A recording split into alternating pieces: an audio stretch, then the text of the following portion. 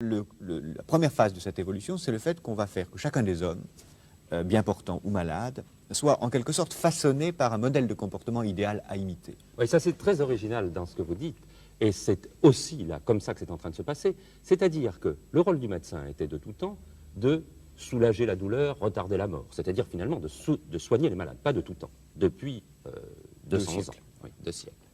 Et maintenant, on s'aperçoit, comme vous le dites dans votre livre, que l'important est de repérer ce qui pourrait être des défauts par rapport à un ordre de santé bien établi. C'est-à-dire que l'on cherche un certain nombre de personnes qui pourraient devenir malades et on veut leur éviter de devenir malades. Alors, dans le sens le plus noble du terme, c'est la prévention.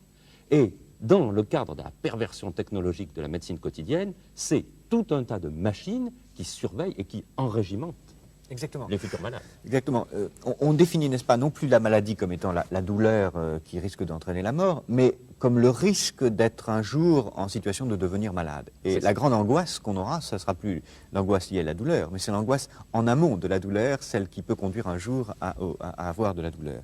Et ce qui va produire une demande formidable, au sens économique, de machines, comme, disons, le thermomètre et la balance sont le premier signe simple, mais de machines comme l'électrocardiographe, l'électroencéphalographe, et un ensemble d'autres machines qui amèneront, non pas au niveau seulement du cabinet médical, mais de chacun d'entre nous chez lui, à vouloir consommer les moyens de se soigner, les moyens de prévenir la douleur. Et ça, c'est les premières machines ça, que j'appelle d'autosurveillance qui vont nous environner. Une grande firme.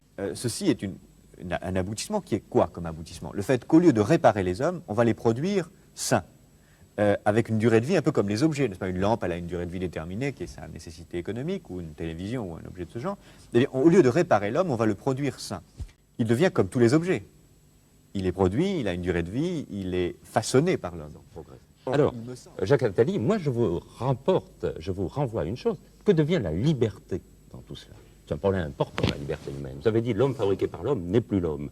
Alors, que devient la liberté dans un système de soins accaparant comme celui-là?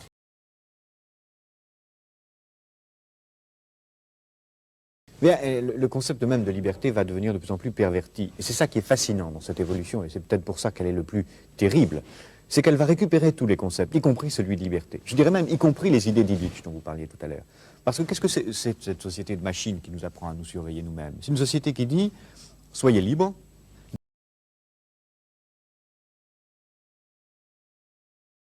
Débarrassez-vous du médecin, soignez-vous vous-même, sortez de l'hôpital, ce que dit Illich. Et autrement dit, elle va, sous prétexte de liberté, sous prétexte d'autonomie,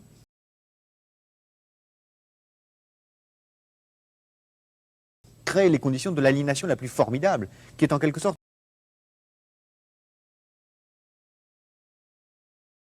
l'aliénation par soi-même, volontaire, à une norme imposée de l'extérieur.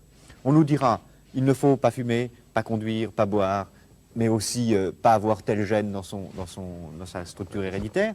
Si vous l'avez, vous êtes extérieur à la norme, faites tout ce que vous pouvez pour vous en débarrasser.